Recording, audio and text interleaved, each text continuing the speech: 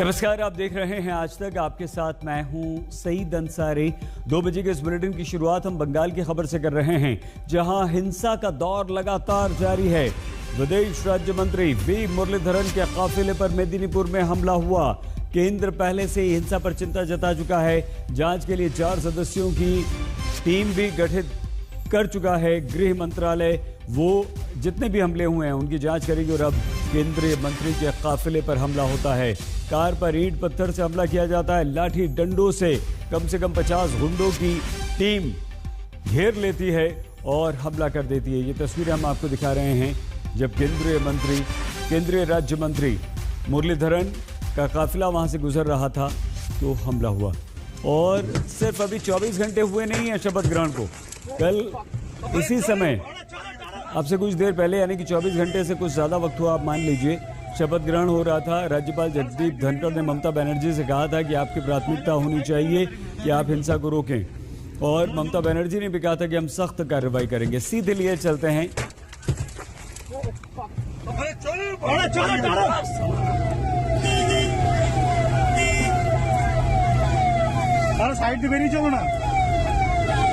देखिए तस्वीरें, देखिए लाठी डंडे लेकर सामने, और साथ में पुलिस की गाड़ी भी आपको दिख रही है।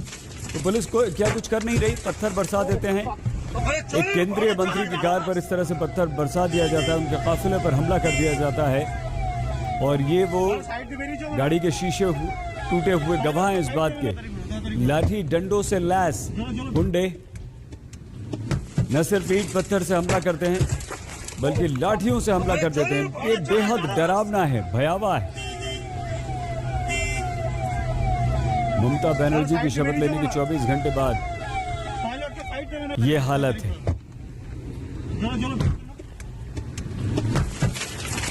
और इस हमले में वहां पर मौजूद इस केंद्रीय राज्य मंत्री के दौरे को कवर कर रहे कुछ पत्रकारों को भी चोटें आई हैं। अब से थोड़ी देर पहले विदेश राज्य मंत्री मुरलीधरन से हमारी सहयोगी नेहा ने बात की, जिसमें उन्होंने कहा कि ये सब ममता बनर्जी की शह पर हो रहा है। सुनिए। विदेश राज्य मंत्री वी मुरलीधरन साहब इस वक्त हमारे साथ फोन लाइन पर जुड़ गए हैं। सर, आपकी सबसे पहले तो सेहत और तबीयत जानना चाहेंगे। आप पर हमला किया गया है, चोटें आई हैं आपको? नहीं, मुझे कोई चोट नहीं है। लेकिन मेरी गाड़ी और मैं जिस गाड़ी से जा रहा था उस गाड़ी का ड्राइवर को चोट लगी है। गाड़ी पर अटैक हुआ है, मेरा पायलट व्हीकल पर अटैक हुआ है। ये हम तो एक प्रजातांत्रिक तरीका है कि कहीं कुछ हमला हुआ है, किसी का घर तोड़ा गया है, वहां जाना, वहां लोगों को आश्वासन देना, ये पॉलिटिकल एक्टिविटी में एक जिम्मेदारी है। तो हम भारतीय जनता पार्टी का राष्ट्रीय अध्यक्ष नड्डा जी के नेतृत्व में जो प्रतिनिधिमंडल पश्चिम बंगाल में विजिट किया था, उसके अंश के नाते मैं आया था। और यहाँ मिदनापुर में कुछ घरों पर जहाँ हमला हुआ है वहाँ मैं गया था। तो एक 40-50 लोगों का एक ग्रुप हमें रोका और हमारे ऊपर अटैक किया। हमारी गाड़ी को तोड़ा है, उसमें थोड़ा सा चोट लगी है ड्राइवर को। It shows the sort of anarchic situation that is there in the state. Sir, ये जो हमला और अटैक आप पर हुआ है, ये सुनियोजित साजिश लग रहा है आपको? प्लान्ड अटैक था? नहीं, ये मुझे व्यक्तिगत कोई प्लान करके अटैक करने का मेरे ऊपर नहीं है। ये डेमोक्रेटिक एक्टिविटी पर एक अटैक है, क्योंकि मुझे तो कोई टीएमसी वालों को व्यक्तिगत मुरलीधरन नाम के किसी नेता के ऊपर कोई अटैक करने की जरूरत नहीं। भारतीय जनता पार्टी का किसी भी नेता को घुसने नहीं देंगे, ये शायद वो संदेश देना चाहते हैं। सर, जो टोटल एनआरकी सिचुएशन इस वक्त पश्चिम बंगाल में है, जगह जगह से हिंसा की खबरें आ रही हैं, लोग मारे जा रहे हैं, कहीं ना कहीं ओनर्स ऑफ रिस्पॉन्सिबिलिटी तो वहां की मौजूदा सरकार पर ही बनती है। भले ही ममता बनर्जी ये कहें कि इस वक्त कानून व्यवस्था उनके हाथ से निकलती जा रही है, ये हवाला दिया है उन्होंने। नहीं, उन्होंने कल बताया कि मैं तो अभी शपथ लिया हूँ, अभी तक इलेक्शन कमीशन ये सब प्रशासन का कंट्रोल कर रही थी। अभी 24 घंटा तो हो गया है, अभी तो कंट्रोल उनके हाथ में आना चाहिए था। तो कंट्रोल उनके हाथ में ही है, उनके ही आशीर्वाद से ये सब हो रहा है, ऐसा समझना चाहिए। सर वो ये कह रही हैं कि कुछ अफसरों के तबादले कर दिए गए, ट्रांसफर हुए, कुछ लोगों को पोस्ट से हटा दिया गया, इसी वजह से ये स्थिति इतनी बिगड़ी है। कुछ लोगों को हालांकि उन्होंने बहाल किया है पिछले 24 घंटे में। नहीं, ट्रांसफर और पोस्ट बदला है, उसका उद्देश्य क्या था ये अभी समझना पड़ेगा, क्योंकि उद्देश्य ये स्थिति ठीक करने के लिए नहीं है, इसको और उनके हिसाब से कराने के लिए है, ऐसे समझना पड़ेगा। विदेश राज्य मंत्री वी मुरलीधरन खुद आज तक के साथ थे। हमारी सहयोगी नेहा से बात कर रहे थे। 3 तस्वीर हम आपको दिखा रहे हैं। बड़ी डरावनी तस्वीरें ये इसलिए हैं कि आपकी आंखों के सामने जब गुंडों की भीड़ आ जाती है लाठी डंडे लिए हुए, तो आप क्या करेंगे। पौलमी साहा हमारी संवाददाता हमारे साथ इस वक्त जुड़ चुकी हैं। पौलमी, ममता बनर्जी ने कहा था कि सख्त कार्रवाई करेंगे, हिंसा नहीं होगी, लेकिन ये क्या हो रहा है बंगाल में? जी, ये काफी दुर्भाग्यपूर्ण तस्वीरें हैं जो मेदिनीपुर से आ रही हैं, पश्चिम मेदिनीपुर से, जहां पर आज जो विदेश राज्य मंत्री हैं वी मुरलीधरन, वो एक दौरे पर गए थे। वो 2 दिवसीय दौरे पर है बंगाल में।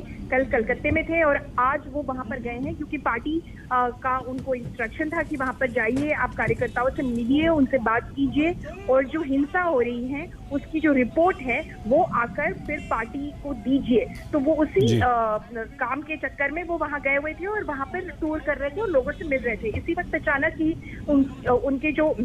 उनकी जो गाड़ी है उसी पर हमला हुआ। आप तस्वीरों में देख सकते हैं कि खुद वी मुरलीधरन सामने की सीट में ड्राइवर के बगल में बैठे हुए हैं और पत्थरबाजी हो रही है उनकी गाड़ी पर। उन गाड़ी की तस्वीरें भी हम अपने दर्शकों को इस वक्त दिखा रहे हैं। अगर एक केंद्रीय मंत्री के साथ ये घटना घट सकती है जब उनके पास पूरी सिक्योरिटी है, पायलट व्हीकल है, आप सुन सकते हैं पुलिस की गाड़ी भी दिख रही है। एक तस्वीर जो आपने भेजी है, वीडियो आपने जो भेजा है, लाठी डंडे लिए हुए गुंडे हैं और वहीं पर एक पुलिस की गाड़ी भी दिख रही है। इसका मतलब पुलिस कुछ कर नहीं रही है।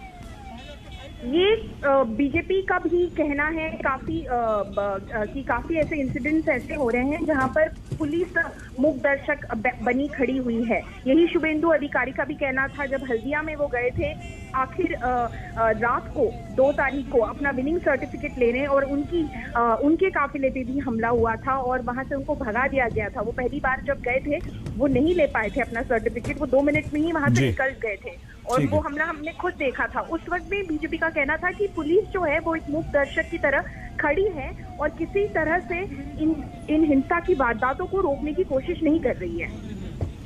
बहुत धन्यवाद पौलमी साहा हमारी संवाददाता जानकारी दे रही थी। केंद्रीय मंत्री राज्य मंत्री वी मुरलीधरन के काफिले पर हमला हुआ है।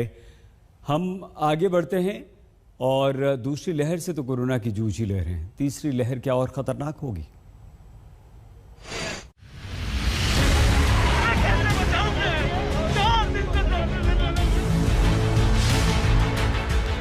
Coronavirus to go from here. So phase 3 is inevitable.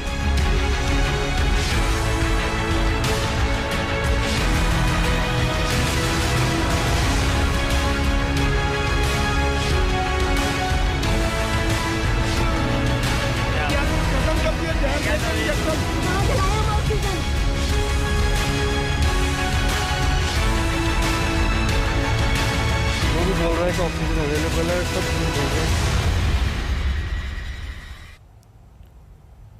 हमारा देश कोरोना की दूसरी लहर झेल रहा है, तो क्या तीसरी लहर भी कोरोना का एक नया अध्याय खोलेगी?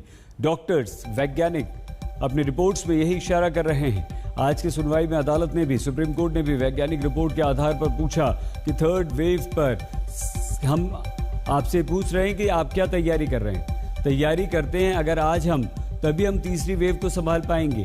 अदालत ने पूछा कि थर्ड फेज शुरू हो सकता है और अगर इसमें बच्चे इन्फेक्ट होते हैं तो माता पिता क्या करेंगे?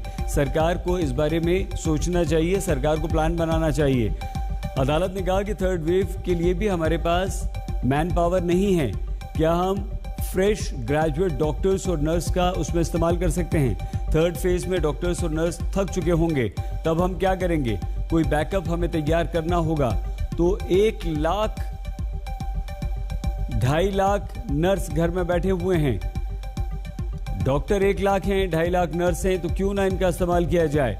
इन्हें अभी से अस्पतालों में ड्यूटी पर लगाया जाए और आज से अगर हम तैयारी करेंगे तभी हम तीसरी लहर से लड़ पाएंगे, तीसरी लहर का मुकाबला कर पाएंगे। और तीसरी लहर में जो सबसे खतरनाक बात है वो बच्चे भी इन्फेक्ट हो सकते हैं। तो कोरोना हर दिन लोगों की जान ले रहा है। पिछले 24 घंटों में नए केस 4 लाख को पार कर चुके हैं। ये तो कोरोना की दूसरी लहर है, लेकिन चिंता की बात यह है कि अभी से कोरोना की तीसरी लहर की खतरनाक चेतावनी जारी कर दी गई है। एक सलाहकार की चेतावनी है कि जिस तरह कोरोना की दूसरी लहर आई थी, उसी तरह कोरोना की तीसरी लहर भी आ सकती है, क्योंकि ये खतरनाक वायरस लगातार अपना रूप बदल रहा है। इसीलिए तीसरी लहर को टालना मुश्किल है, लेकिन तीसरी लहर कब आएगी ये कहना भी मुश्किल है। SARS coronavirus to go from here. A phase 3 is inevitable, given the high levels of circulating virus. But it's not clear on what time scale this phase 3 will occur. Hopefully, incrementally, but we should prepare for new waves. Previous infections and vaccines will cause adaptive pressure on the virus for new kinds of changes which try to escape it. And therefore, we should be prepared by scientifically to take care of that. देश corona की दूसरी लहर से कराह रहा है। इस लहर ने देश को जितना दर्द और खौफ दिया है, उसके मुकाबले पहली लहर कुछ भी नहीं लगती। ऐसे में सवाल खड़ा है कि जब तीसरी लहर आएगी तो क्या वो और भी विनाशकारी होगी? क्या वैक्सीनेशन की रफ्तार तेज करके तीसरी लहर की धार को रोका जा सकता है? फिलहाल जानकार इसका जवाब ढूंढ रहे हैं, लेकिन कुछ सरकारों ने इस चेतावनी को गंभीरता से लेना शुरू कर दिया है। सरकारच्या विज्ञान विषयक सल्लागारांनी एक इशारा दिलेला आहे की देशामध्ये तिसरी लाट येते आहे, सावध रहा। सावध रहा म्हणजे काय करायचं? तर नवीन काही नाही आहे त्याच गोष्टी। दूसरी लहर में कोविड वायरस का रूप विकराल है। खासतौर से इसे लेकर सबसे बड़ी चिंता ये है कि ये अपना फैलाव नित नए इलाकों में कर रहा है। जैसे कर्नाटक और बेंगलुरु का उदाहरण लीजिए। बेंगलुरु से कल 23,106 नए केस सामने आए। किसी एक शहर से एक दिन में इतने ज्यादा कोविड केस अब तक नहीं आए थे। बेंगलुरु की वजह से ही कल कर्नाटक में कोविड के नए मरीजों की संख्या 50,112 तक पहुंच गई।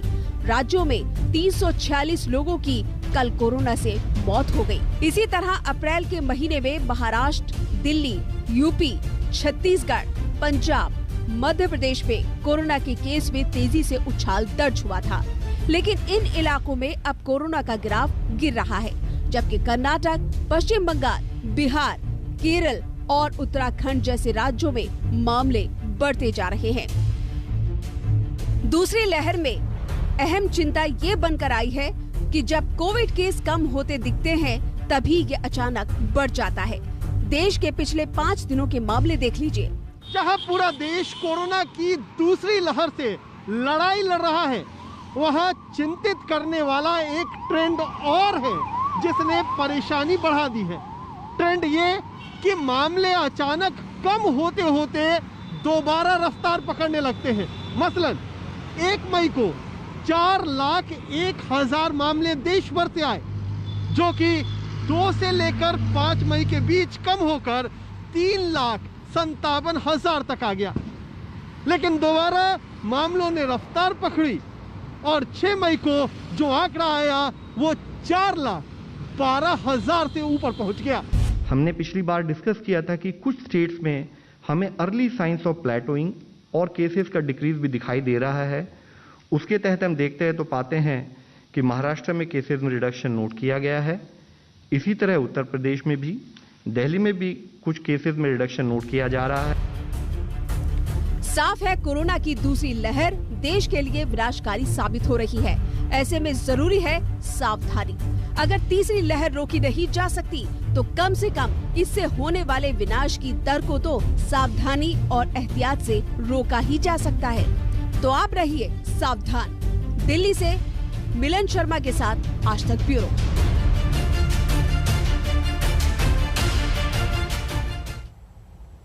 कोरोना की तीसरी लहर जब आएगी तब आएगी, लेकिन सवाल अभी यह है कि दूसरी लहर के हिस्से का कितना कहर अभी बाकी है। वैज्ञानिक रिपोर्ट्स के हवाले से अदालत ने तीसरी लहर को लेकर तैयारियों पर सरकार से सवाल पूछे।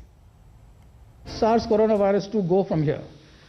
A phase 3 is inevitable, given the high levels of circulating virus.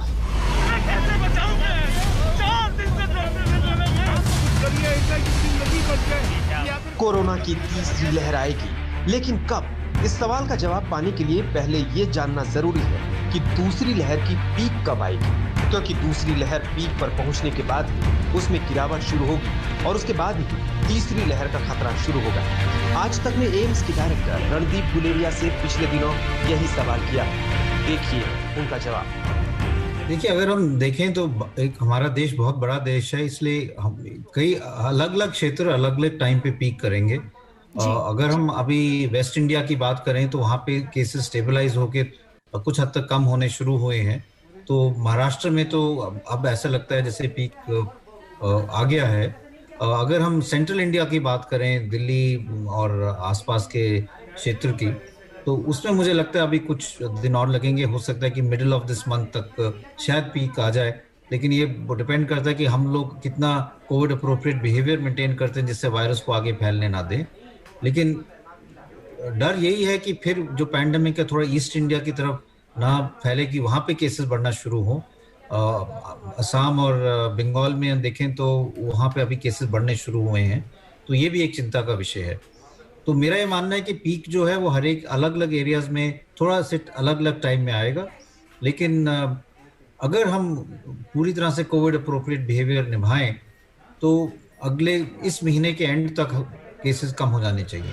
Third wave आने के चांसेस हैं, थर्ड वेव भी आ सकता है, लेकिन अगर हम ज़्यादा से ज़्यादा लोगों को वैक्सीनेट कर पाएँ, ज़्यादा से ज़्यादा लोगों में इम्यूनिटी हम बना पाएँ, तो अगर भी थर्ड वेव आएगा भी तो इतना शार्प और इतना खतरनाक नहीं होगा जैसे सेकंड वेव था। इसलिए अगर हम पूरी तैयारी करें और ये देख लें कि जो कुछ हमने इस वेव से और पिछले वेव से सीखा है उसको हम आगे इम्प्लीमेंट करें और वैक्सीनेशन को बहुत एग्रेसिवली करें, तो थर्ड वेव जो है वो इतना सीरियस नहीं होगा। एक्सपर्ट टीकाकरण को कोरोना से लड़ने का बड़ा हथियार बता रहे हैं, लेकिन टीकाकरण की स्थिति किसी से छिपी नहीं है। भोपाल का हाल देख लीजिए। ये वो केंद्र है जहां पे टीका लगना है लोगों को, लेकिन टीके की कमी के चलते आपको बताएं कि यहाँ नाम जो है वो सिर्फ जिनके नाम है वही लोग अंदर जा पाएंगे। ये जैसे ये एक शख्स हैं जिन्होंने रजिस्ट्रेशन करवाया था। आपका नाम इस लिस्ट में है अंदर? जी सर है। आपको है? ये पहला डोज है आपका? राइट। क्या एज है आपकी? 37। लेकिन आपको बता दें कि मध्य प्रदेश में ये स्थिति इस वक्त बन चुकी है कि वैक्सीन है नहीं और इसीलिए बेहद कम संख्या में टीकाकरण जो है वो हो पा रहा है। ये इस केंद्र के बाहर एक सूची लगी हुई है। इस सूची में जिन लोगों के नाम है, सिर्फ 100 लोगों के नाम है इस सूची में, उन्हें ही अंदर जाने की इजाजत है टीकाकरण केंद्र में। यकीनन टीकाकरण की रफ्तार देश में कम है। जरा आंकड़े देखिए। 2 अप्रैल को एक दिन में रिकॉर्ड 42 लाख टीके लगे थे, लेकिन अब हर हफ्ते औसतन हर दिन सिर्फ 18 लाख टीके ही लग रहे हैं। पिछले 24 घंटे में करीब 14,84,000 टीके ही लगे। जनवरी से अब तक 13 करोड़ लोगों को ही पहली डोज लगी और अगर यही रफ्तार रही तो पूरे देश में वैक्सीनेशन की पहली डोज देने में 3 साल लग जाएंगे। जनवरी से अब तक करीब 3 करोड़ लोगों को दूसरी डोज भी लगी है। अगर यही रफ्तार रही तो पूरी आबादी को दूसरी डोज देने में 10 साल लग जाएंगे। We need to ensure that vaccination is the only weapon to ensure most people are protected rather than assuming that people will attain herd immunity through the infection. तो वैक्सीनेशन तेज कीजिए। कोविड प्रोटोकॉल को कभी मत भूलिए, चाहे आपके पास corona के case कम ही क्यों ना। आप लापरवाही करेंगे तो कोरोना को फैलने का मौका मिलेगा। आप देखें पिछले 1 साल में हमने जब कोविड को पहली वेव में जब मैनेज किया तब भी हमारे प्रिंसिपल्स वही थे। अगर इसको शॉर्ट में पुट अप करें, it is more of the same. जो पहले किया वही अब करना है। We can not be fatigued, we can not come to a level कि हम Covid safe behaviour, Covid appropriate behaviour को फॉलो ना करें। We have to still follow clinical management protocol. ऐसे भी केसेस हमारी दृष्टि में आए हैं जहां आइदर लैक ऑफ अंडरस्टैंडिंग और एक्स्ट्रा एक्टिविटी किसी पर्टिकुलर पेशेंट को प्लाज्मा थेरेपी, रेमडेसिविर और साथ में टोसिलिजुमैब साथ साथ दी जा रही है। देश महामारी से जूझ रहा है। सिर्फ सरकार के सहारे इसे खत्म नहीं किया जा सकता। जरूरी है हर नागरिक योद्धा बने और कोरोना के खिलाफ जंग जीतने में देश की मदद करे। आज तक के बहुत छोटा सा ब्रेक, आप देखते रहिए आज तक। केंद्रीय राज्य मंत्री वी मुरलीधरन पर हमले पर प्रकाश जावड़ेकर कुछ कह रहे हैं। 14 workers, 1,000 houses were burnt. So this is unprecedented violence any time post-election the country has seen. We condemn this and we demand the strict and very strong action against this worst kind of violence which has shamed the democratic norms.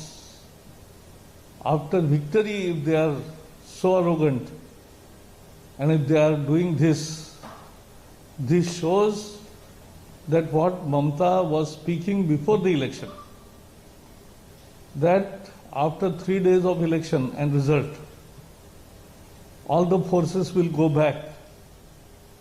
Then we will see what to do. And they are showing it what they are doing.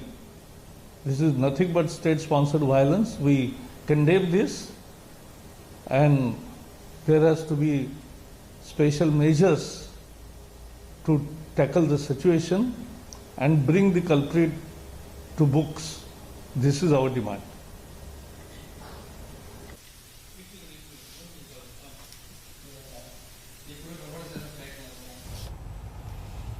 बहुत छोटा सा break, आप देखते रहिए आज तक।